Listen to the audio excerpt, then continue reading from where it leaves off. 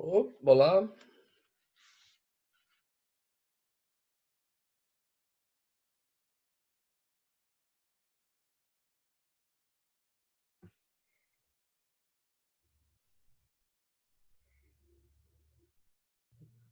bom dia.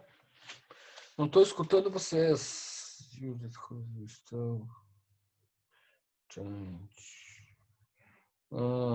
Aqui o chat.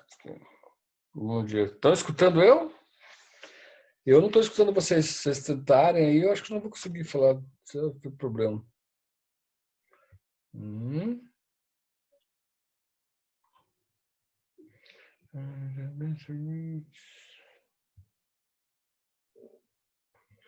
Então, vamos lá para a página 56, Geografia. Estrutura fundiária no Brasil, estrutura fundiária no Brasil, ou estrutura fundiária brasileira. Então, nós temos lá a introdução, nós temos uma... É um assunto que particularmente, né, um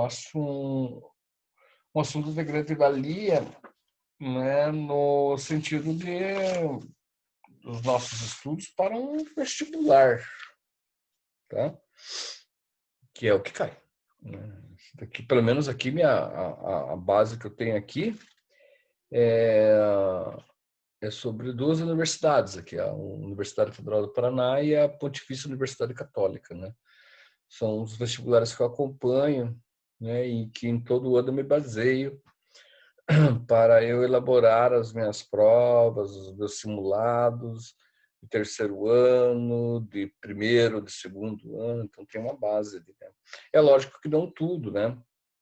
Ainda mais de uns tempos para cá em que houve mudanças, né? Várias mudanças dentro da concepção de um exame, né? De vestibular, né? Um exame classificatório de vestibular. Então, mudou bastante.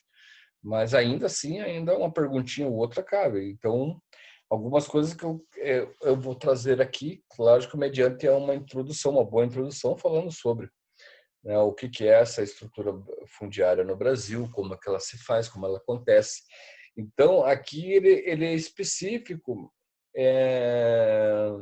Bom, vamos fazer o seguinte, deixa eu fazer a leitura, porque senão é aquela coisa, não sai daí do primeiro parágrafo aqui, né? Então, é bom fazer uma coisa bem consistente aqui, baseado no livro que eu tenho que usar, no livro não, na apostila que eu tenho que usar com vocês, né? Que é essa que vocês têm em mãos aí. Então, na introdução, ó, denominação. Denominação de estrutura fundiária, da forma como as propriedades agrárias de uma área ou país estão organizados, isto é, o seu número, tamanho, distribuição social, ou seja, o espaço físico, né? Como que isso tudo está delimitado dentro desse espaço, de que forma que está delimitado dentro desse espaço.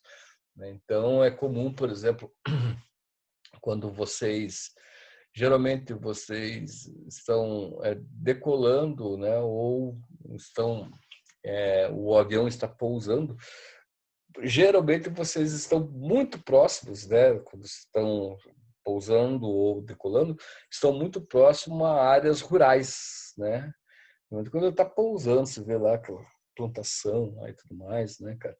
Vocês estão bem próximos a áreas rurais, até porque os aeroportos eles são, né, por lei eles têm que estar distantes, né, de áreas urbanas. A não ser o aeroporto de Congonhas, né? Acho que é quem conhece, que é no centro. É o Congonhas, né? Se não me engano. Eu acho que uma vez só utilizei lá, viajei para... Pousei naquele aeroporto, mas é um aeroporto que, poxa, você parece não, você está pousando numa cidade mesmo, né? Que tem uma avenida bem na frente do aeroporto, né? Já aconteceu um acidente horrível lá e coisa e tal, né? Então é mais ou menos por aí. Eu moro próximo ao aeroporto Afonso Pena, por exemplo, de Curitiba, que não é em Curitiba, né? Afonso Pena, Curitiba, não é Curitiba. O aeroporto Afonso Pena é em São José dos Pinhais, que é um município de Curitiba.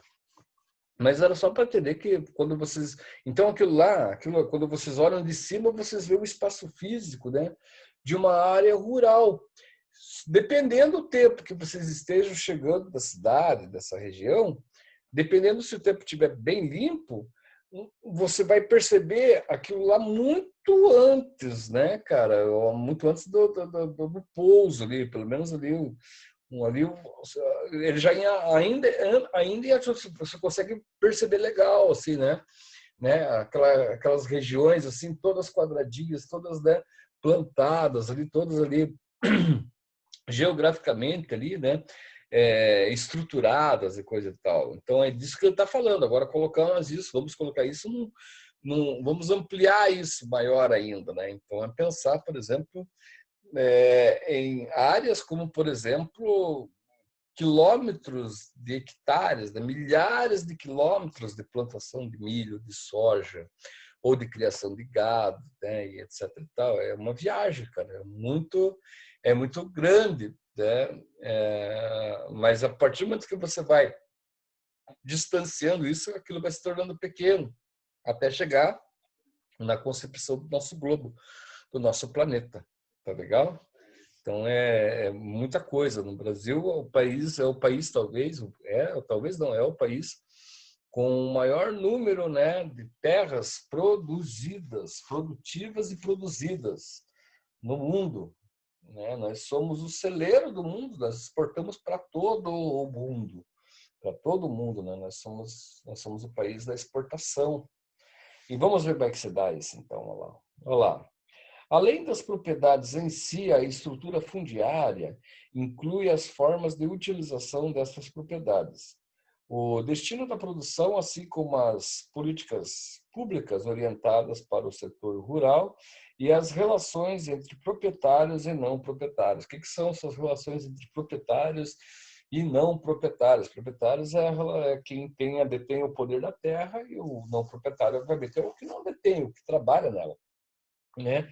Visto que ainda no Brasil, com toda essa tecnologia, o aparato tecnológico que foi desenvolvido nas últimas décadas para cá, né? Ainda assim no Brasil ainda tem mão de obra, né? Mão de obra, né, normal do ser humano, e em alguns lugares, em algumas regiões, mão de obra escrava, entendeu? Ainda tem o trabalho da mão de obra escrava. Por exemplo, naquelas regiões mais afastadas do norte do Brasil, lá, ou próximo a ele, lá, Belém do Pará, outra região, Manaus, aquelas regiões ali onde ainda tem-se muitas fazendas, né? muitas fazendas ainda clandestinas, tá? De extração mineral e etc. Isso daí faz tudo com mão de obra escrava, cara. Qual o objetivo de não ter uma mão de obra, por exemplo, mecanizada? Primeiro, que chama atenção. Segundo, gasta dinheiro. Terceiro, é que é um trabalho que não né, não está sendo, não está registrado, ou seja, não tem uma lei que ampara aquele tipo de trabalho. Sendo assim, o trabalho clandestino é o que prevalece. E esse trabalho clandestino muitas vezes é o trabalho escravo. Né? Então, se usa de várias maneiras, de várias formas para você obter esse tipo de mão de obra. Dentre elas, a principal de todas é a necessidade de quem se propõe a fazer isso. Tá? São regiões extremamente pobres, em que o coitadinho lá, né, que não quer, que é uma pessoa honesta, ele vai querer trabalhar honestamente, não vai achar emprego, ele vai muitas vezes se submeter a isso para sustentar a sua família. Tá? Alguns casos, por exemplo, desse daí eu já conheci pessoalmente, assim, né? Das vezes que eu estive por esses lugares aí viajando, né? Então são casos assim que realmente é triste, né?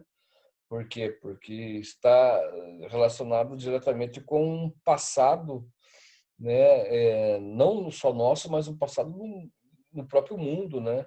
Onde a exploração do ser humano consiste em sobrevivência, né? O Luca tô com o Luca, tá com o microfone aberto, mas eu não estou conseguindo ouvir, Lucas. Qualquer coisa, se foi você que me perguntou, você que faz pergunta de vez em quando, qualquer coisa, se quiser fazer pergunta, eu faço pelo chat, beleza? Eu não estou conseguindo ouvir vocês, eu só estou falando. Uhum. Continuando lá, então. Olha lá. No Brasil, constitui uma característica central da história da ocupação do território e da formação de sua sociedade, uma estrutura fundiária caracterizada pela desigualdade na distribuição de terra, certo? Revelando a um só tempo processos pro, pretéritos e contemporâneos do modo como os recursos naturais são apropriados no Brasil. Então, o que ele está colocando aqui? Ele está colocando que a nossa relação do homem com o próprio espaço, ela foi configurada através de um tempo e ainda consiste na nossa atualidade, essa questão de tempo com o passado, tá? Ou tempo real, presente com o passado. Por quê? Porque tudo remete à nossa colonização, processo de colonização. Talvez o próximo parágrafo ele fale um pouco melhor e seja melhor eu fazer uma leitura aqui para depois para explicar um pouco melhor detalhes isso para vocês. Ó, uma grande parte das terras do país se encontra nas mãos de uma pequena parcela da população. Essas pessoas são conhecidas como latifundiários. Já os minifundiários são proprietários de milhares de pequenas propriedades rurais espalhadas pelo país. Algumas são tão pequenas que muitas vezes não conseguem produzir renda e a própria subsistência familiar suficiente, ou renda para a própria subsistência familiar suficiente para o próprio sustento, né? Então, o que ele coloca? Veja, no Brasil é comum isso, ainda é comum, né? A história está ligada a esse pequeno grupo de latifundiários, pequeno grupo de donos, né, que possuem em suas mãos a maior parte das terras. Veja, esse pequeno grupo de latifundiários é pequeno mesmo no sentido desproporcional do país, porque nós temos pessoas que existem latifundiários que são donos de regiões que são maiores que um estado inteiro do nosso país. E olha que nossos estados não são pequenos. Tá? Não vou colocar dessa proporção, talvez seja uma coisa meio. Não, vou colocar ali. Tem pessoas ali que, por exemplo, só para você ter uma ideia, tem pessoas que no Brasil tem donos, que a gente nunca vai saber o nome, que tem donos que a porção de terra é o tamanho referente a uma Europa ocidental. Entendeu? É muita coisa, tá? Aqui no Brasil. E esses, em sua maioria, eles funcionam como uma espécie de um poder paralelo ao poder do Estado, né? Se já não bastasse, né, outros poderes paralelos, esse talvez seja um dos primeiros. Por que seja? Por quê? Porque ele foi a formação. E de que forma que se formou? Ele se formou lá no Brasil colônia, cara. Alguém já teve aula sobre o Brasil, história do Brasil? Se vocês não tiveram, vão ter ainda, né? Talvez se de repente está comigo, vão ver que o processo da formação no Brasil ele é o seguinte, né? Primeiro, de que forma que acontece? Ele acontece através da exploração. Ninguém chega aqui e fala assim, olha, senhor índio, eu gostaria de comprar um pedaço da sua terra, ó, isso aqui é dinheiro, isso aqui vale tanto lá onde eu moro, o senhor pode, se eu te pago tanto, o senhor pode sair daqui e ir lá e viver na Europa tranquilamente, como nós vivíamos. Não teve essa besteira aí, né? Até porque não existia nem moeda, né? As moedas que existiam circulavam no reino da Europa, né? O dinheiro era uma coisa superficial para o índio aqui, né? Então, o que houve foi uma tomada de posse com a justificativa de chegar aqui e progredirem, né? Olha, vamos progredir, a humanidade vai progredir porque nós encontramos, né, um continente, terras produtivas do outro lado desse mar Atlântico. Aí começou toda a ladainha, entendeu? Aí começou o que nós vamos conhecer como história do Brasil colonial. Então, Desculpe, ele inicia no próprio Brasil colonial, nas primeiras décadas do Brasil colonial, ou seja, de 1500 para frente, tá? E ele vai ganhando corpo vamos colocar assim, essas pessoas que vieram para cá, né,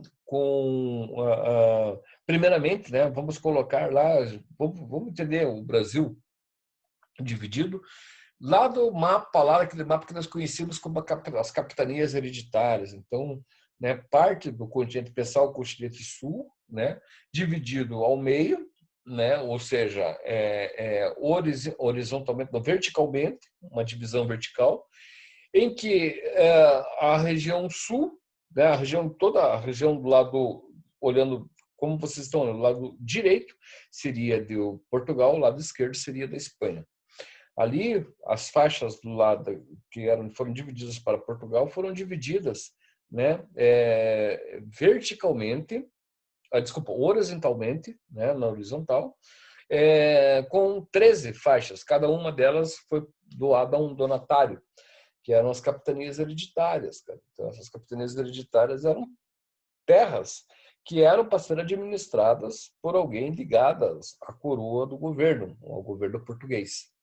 Aí começa tudo, cara. Daí começa depois a tomada de poder, depois a forma como nós vamos conhecer o nosso país, o tamanho como nós conhecemos, né? Da espaço físico como nós vamos passar a conhecer, que foi uma luta, né? Principalmente ali no período de Dom Pedro II, né? Segundo reinado, 1840, 1839, 1840, até 1879. Então, tudo isso vai passar pela história do Brasil. E em todos os momentos dessa história, nós vamos ter quem? Nós vamos ter o latifundiário, ou seja, a pessoa que estava ou era ligada diretamente à terra. Né? Essa terra, que era, né, do poder latifundiário, geralmente ela foi doada, era doada para esse homem, né, para essa pessoa. E essa pessoa tinha por objetivo progredir. Né, criar vamos colocar assim, com as suas benfeitorias, fazendas de gado, ou seja, a própria agricultura, ele teria como objetivo de o quê? Né, de criar uma parte, né, ou seja, mecanismos ligados à estrutura de um Estado de governo. Né? Então, ele seria o quê? Ele seria parte do governo, a parte do governo que ele seria responsável era a economia. Tanto que nós pegamos o primeiro ciclo no Brasil econômico é o ciclo qual? É o ciclo da cana-de-açúcar. Tá? Então, de lá para cá, nós tivemos outros ciclos, e todos os ciclos, tirando o ciclo do ouro, que ela tomou especificamente da exploração da terra, né? O minério, né? Os outros ciclos eram ciclos agrários, né? Ligados à agricultura. O ciclo da cana-de-açúcar, o ciclo do café. Então, todos estão ligados diretamente a essa relação com a terra. Dali para frente, nós temos também a questão das terras com relação aos seus donatários. Além dos grandes latifundiários, nós temos os pequenos latifundiários, como a apostila coloca. Esses pequenos latifundiários são donos de fazendas, que estão de uma certa forma. Só um pouquinho aqui que eu vou colocar. Peraí. Professor, como você disse, as terras estão divididas desigualmente no Brasil. Para isso é necessária uma reforma agrária. Por que você acha que a reforma agrária não funciona? Justamente pelo fato da nossa aula aqui de história aqui, né? Por causa da desigualdade, por causa do poder, por causa das desestruturas, né? Nós vamos ver isso com mais detalhe mais para frente, Lucas. É um assunto que a gente vai ver, ele vai dar continuidade a esse momento, por isso é bom entender bem essa parte.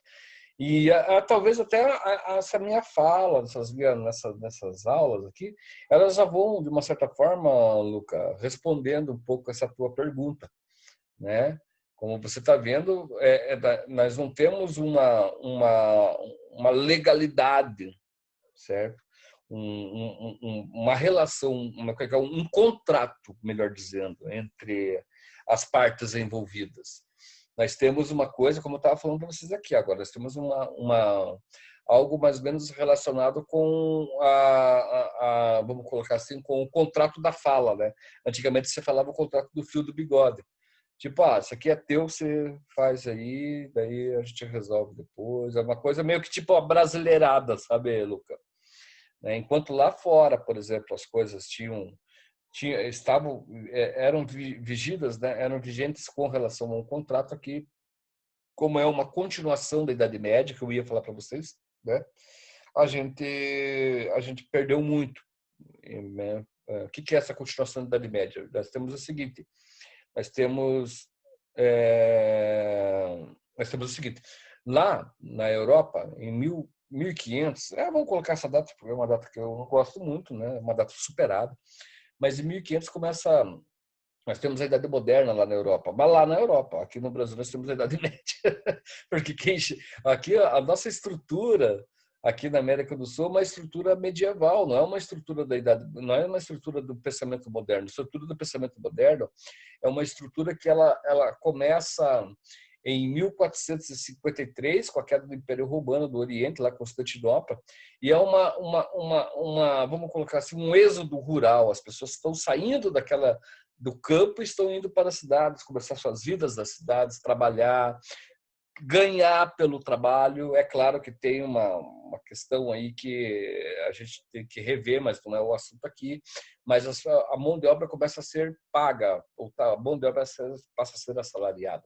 Enquanto que os campos, aquele modelo medieval, tá? Ele vem, aquela estrutura do modelo medieval do Brasil vem para cá, porque nós somos nós começamos com um sistema agrário doado, viu, Luca? Doado para alguém. Então, quem tem o poder não abre mão do poder, Luca. O que ele faz? Ele fraciona esse poder, mas o poder ele faz o seguinte: olha, essa terra aqui é minha. Você quer trabalhar? Quero. Então, eu vou te dar um espaço para você produzir, mas você tem que produzir. Certo? Só que o que você vai produzir é meu. Você só está fazendo porque eu estou te dando esse lugar para você ter trabalho, para você sobreviver. E quem sabe você produzir o quanto eu queira que você produza, ou melhor, a mais daquilo que eu possa, que eu quero que você produza, de repente nós não negociamos e eu te dou um pedacinho de terra. É assim a coisa. O poder ele não abre mão. Esse é o poder que eu tenho, então esse é o poder que eu tenho que administrar. Então, a reforma agrária ela vai ser já no século XX, né? Mas toda. Por que não deu certo? Porque, primeiramente, Luca, a coisa está muito bem amarrada no começo, lá no 1500, no 1600, no 1700, está muito bem amarrada, velho.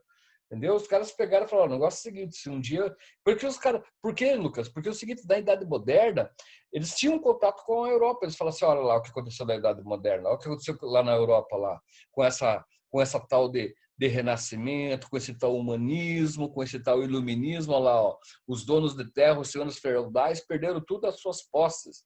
Então, aqui nós vamos ter que segurar isso. Então, a própria história serviu para que esses latifundiários mantivessem o seu poder da mão e não abrissem mão disso daí. E isso é até hoje, cara, entendeu? Tem muito lugar, nossa, aqui onde eu moro, então é uma loucura. Tem muito lugar que a propriedade, né, é uma coisa sublime, né? Não que não seja, não que não tenha que ser, claro que tem. Mas o problema é o seguinte: de quem que é?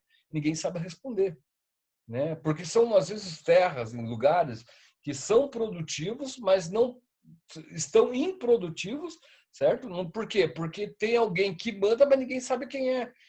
Por que ninguém sabe quem é? Porque esse alguém, essa terra, devia estar pagando imposto. E cadê o cara que vai pagando? Ninguém sabe, mas tem dono. É bem coisa de Brasil mesmo, né, cara? Saber os caras sabem e tudo mais, só que, né, a coisa só vem à tona quando, por exemplo, o movimento chamado MST invade, né? Que em partes o movimento ele tem o seu lado positivo, e em outras partes eu vejo que netamente é aquela coisa do Brasil. Tudo tem, viu, pessoal? É uma coisa que eu quero deixar bem claro. Tudo que eu trabalhar com vocês tem seus prós e seus contras. Eu sou assim. Eu trabalho nesse pensamento dos prós e dos contras, do que é bom e do que é mal, entendeu? Eu não trabalho assim, olha, o negócio aqui, isso aqui é bom, isso aqui e isso não é. Não, né? Tudo tem seus prós e seus contras, tudo tem as suas falhas, tudo, nada é perfeito. Né? Então, você pega, por exemplo, quando estava falando a relação do movimento sem terra, tem o lado positivo, sim, porque é justamente esses caras que, de repente, tem pessoas que querem trabalhar e querem uma terra para plantar e não tem, por causa dessa tal de reforma agrária que não deu certo no começo, lá já no começo já foi feita para não dar certo. Né? Mas a gente vai explicar com mais detalhes. Tá? Mas vem cá, e tem pessoas que querem trabalhar assim, não pode porque a terra do fulano de tal lá que não paga imposto e nem, muitas vezes nem sabe que ele tem, só vai saber quando invadiram. Né? Daí o cara acha de fazer tudo. Tá? Agora tem o lado contra também, que tem pessoas que muitas vezes, dentro desses movimentos sociais, né, se aproveitam disso tudo. Tá? Então sempre vai ter os seus prós e seus contras, nunca a gente pode tomar partido, entendo que a gente nunca pode tomar partido na história, né? Pelo menos sem conhecê-la bem. Né? Você só pode falar por ela a partir do momento que você conhece ela bem.